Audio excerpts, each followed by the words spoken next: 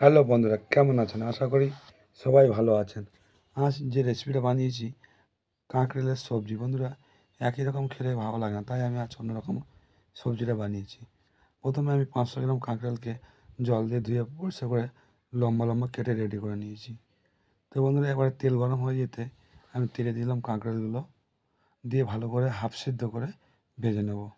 তো বন্ধুরা, এবার আমি চাপা দিয়ে রেখে দেবো 2 থেকে 3 মিনিটের জন্য। চাপা দিয়ে রেখে দেবো। তো 2 থেকে 3 মিনিট হয়ে গেছে। এবারে আমি কাঁকরোলটাকে ভালো করে ভেজে তুলে নেব।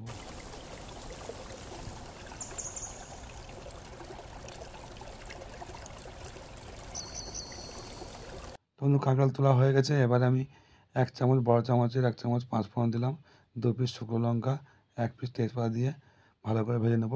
যখন দেখবেন সেন্ট উঠছে 5 ফোড়নের, তখনই এবার পেঁয়াজগুলো দিয়ে দেবেন। পেঁয়াজগুলো দেওয়ার পর ভালো করে লাল লাল করে ভেজে নেব।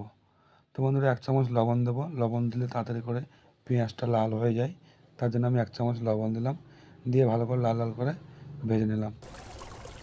ভাজার পর আমি দিলাম 1 চামচ আদা রসুনের পেস্ট, দিয়ে ভালো করে আমি ভেজে নেব, যাতে আদা রসুনের সেন্টটা চলে যায়।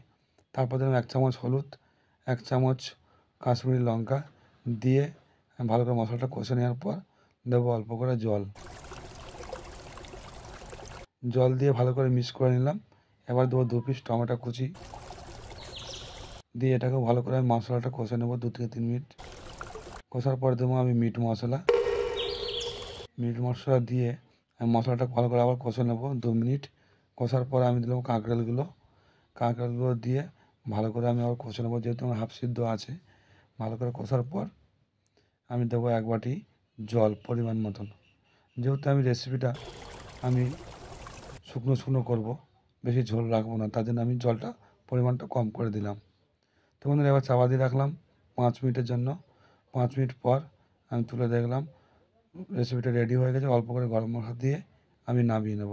তখন গরম মশলা দেওয়া কমপ্লিট হয়ে গেছে, জলটাও শুকিয়ে গেছে। এবারে আমি রেসিপিটা নামিয়ে নেব। তখন রেসিপিটা রেডি হয়ে গেছে। ভালো লাগলে লাইক, শেয়ার, কমেন্ট